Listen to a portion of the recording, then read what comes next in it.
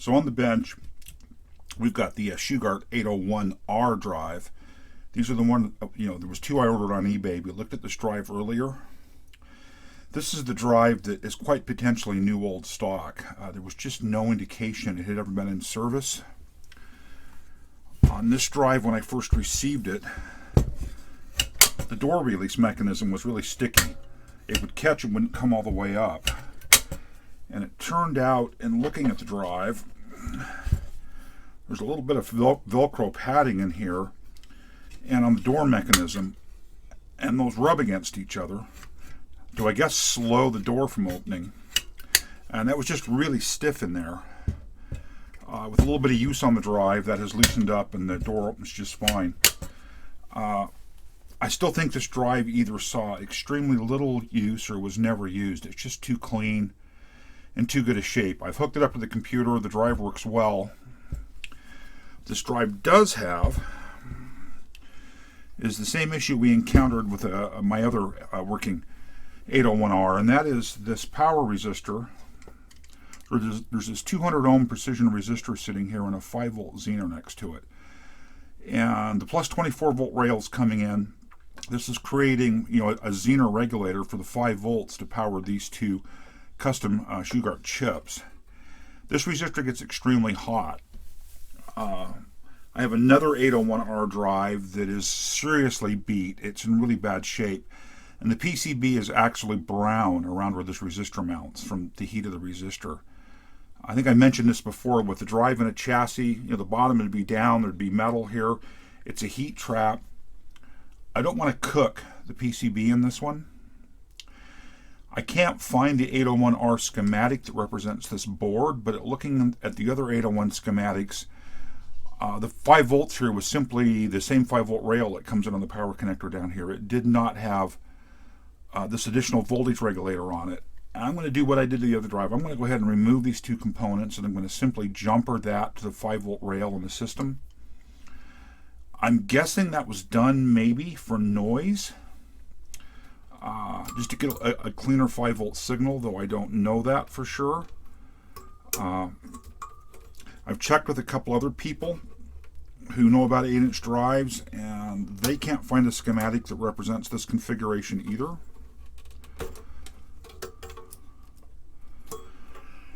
To me, this drive is in just too good a shape to have seen serious usage. So I'm very happy to have it. Like I said, I tested it for an extended period yesterday. I think there'll be a video posted before this one that kind of shows that. I did get a couple BDOS errors and then reformatted a floppy and didn't get the errors anymore, and I'm not sure if that's just bad media. I'm using probably 40-year-old media at this point.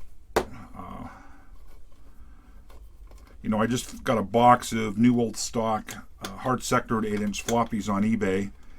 Still in the original box, still with the shrink wrap, Max L, and 3 of the 7 failed to format. They actually have issues formatting the inner tracks, which, again, because of the data density when you get to the inner tracks, isn't really surprising.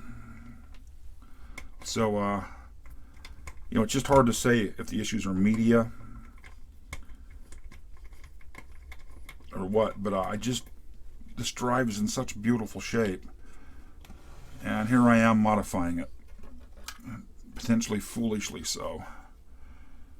Just look at the condition of that board. The edge connectors look like they've never been used.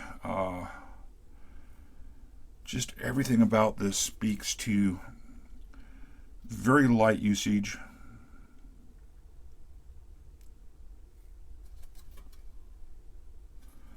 So what we've got, let me make sure I remember this correctly. Get a meter on here. I don't have the other meter here in front of me, so we'll use this meter off camera.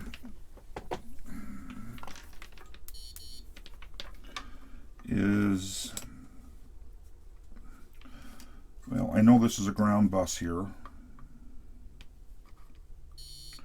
So that's a ground bus. to that side of the diode. This side of the diode is tied over here to create the +5, and this comes over to the +24, and I don't remember which pin it is here offhand. At least I thought it came over to the +24.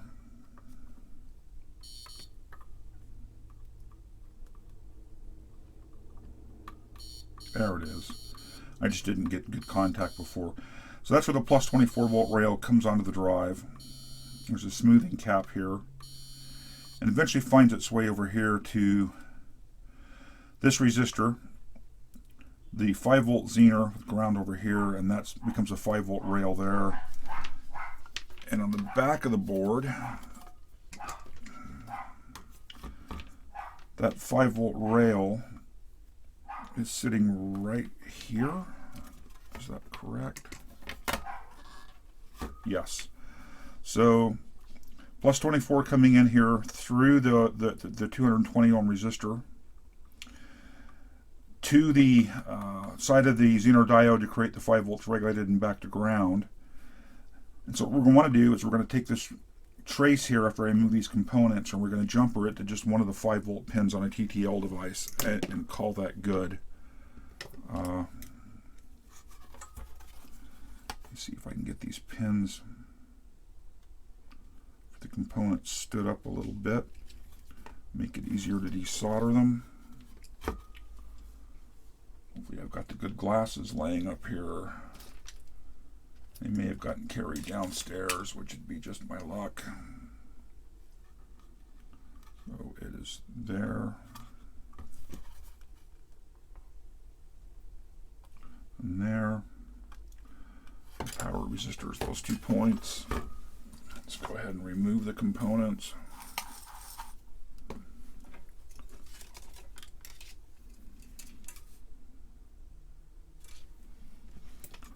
Oh, that's stinky today. That should release the power resistor. That didn't quite release the zener. That's because it's got a solder on this side as well, and that should just lift up out of there. Again, that's a 220 ohm.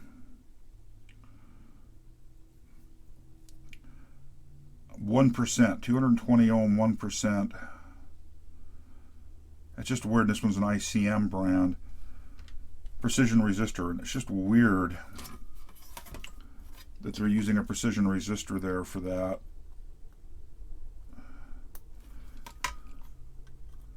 Let's get the zener lifted up out. I'll use the soldering pencil to release the ground side of it.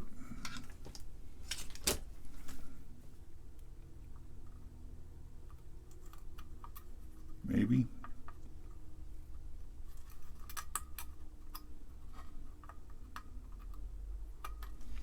There we go. Go ahead and clear out that hole. Actually clear it from the top here where there's the most foil.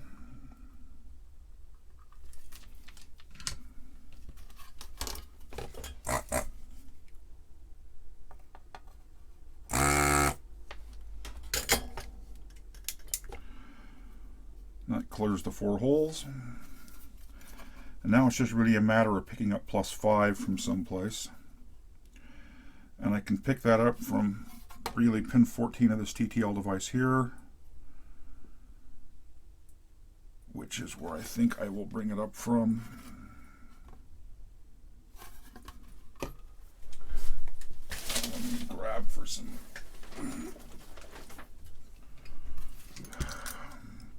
wrap wire.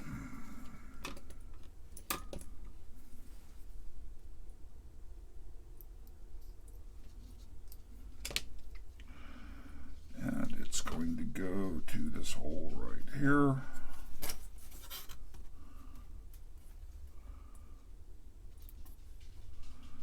There's a bodge wire.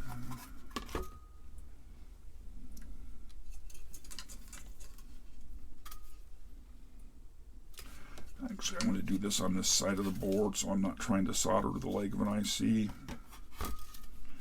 Same way I did it on the other board.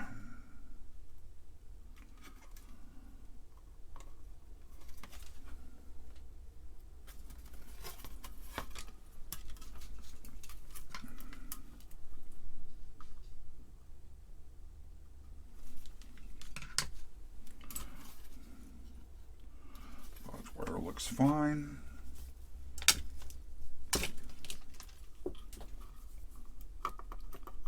Trim that bit of wire off there.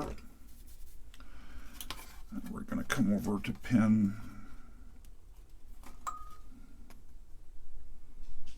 that's a 7474, so pin 14 is VCC. There's a nice power rail here. I can actually come right to this capacitor right here and just pick up power right there. Add a bit of solder. I'm sure there's a cap sitting right there. And there's a 0.1 microfarad spiking cap here. We will pick up power right here. Add a little bit of fresh solder on there.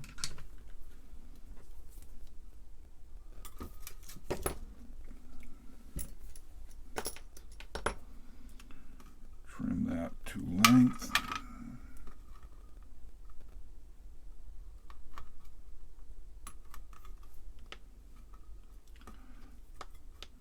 It's a good length.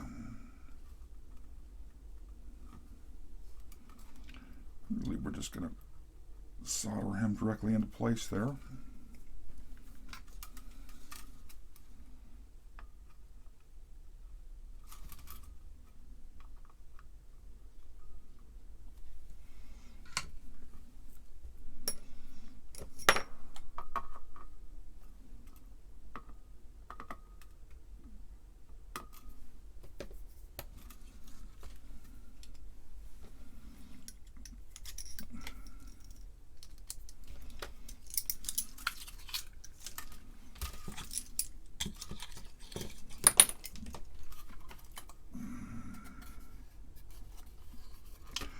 Back to continuity mode. I should find ground here. I should find +5 on one of these pins. I don't remember which one. This one right here. I think about it's the +5. These should be tied together as the +5 rail, and that should be being brought over here. And it is. So we've just essentially removed the little zener resistor combination to stop all that heating on the board. I think I want to trim that a little tiny bit better. You can feel a little bit of wire poking up there. We're going to take these components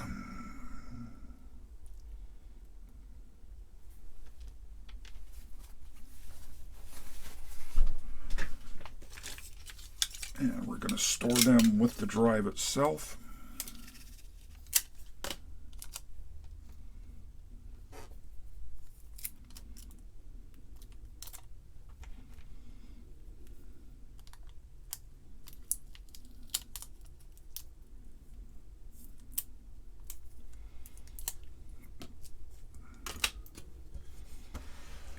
Find a spot here just to capture them inside of the drive.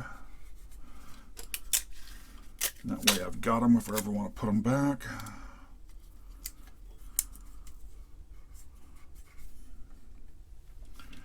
And turn off the soldering pencil. The soldering tool's powered off, and we put the drive back together.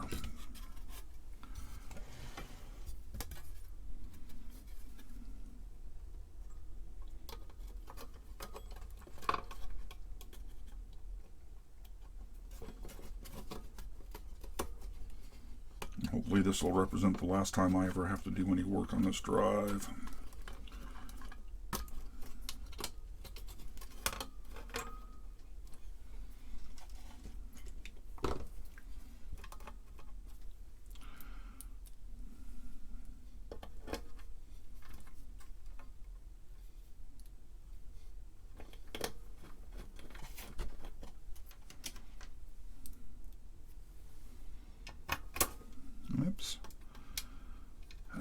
luck here. Like I say, with the other drive I modded this way, the drive has performed absolutely fine. I'm really thinking this was probably done just to reduce noise to that, the data separator, whatever those two custom chips do.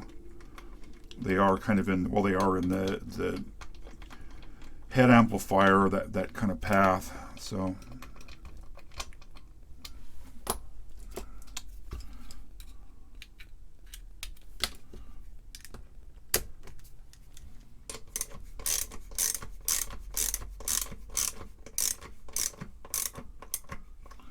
don't need to be super torqued.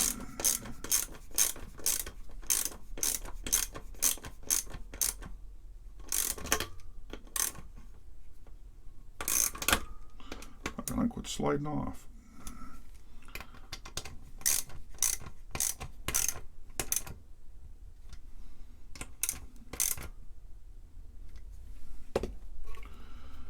That gets the drive back in. These are the set of pins. In the previous video I flexed down a little bit because the head connector here was poking so far up from the bottom of the drive. I honestly don't think those screws have been removed since this drive came from the factory. If somebody was disassembling the equipment, I don't know that they would have kept these screws. Just the stiffness that's coming out of there with. I really believe these have never been removed before. I'm just going to back it out, take a look. Wow, it is bringing up all kinds of little bits of metal shavings out with it. I don't believe that screw has ever been out of the drive before. I'm not thrilled with all those metal shavings.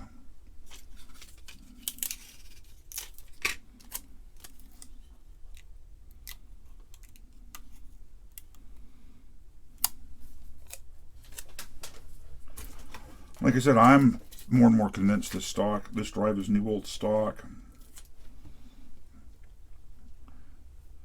Yeah, that screw has never been out of there before.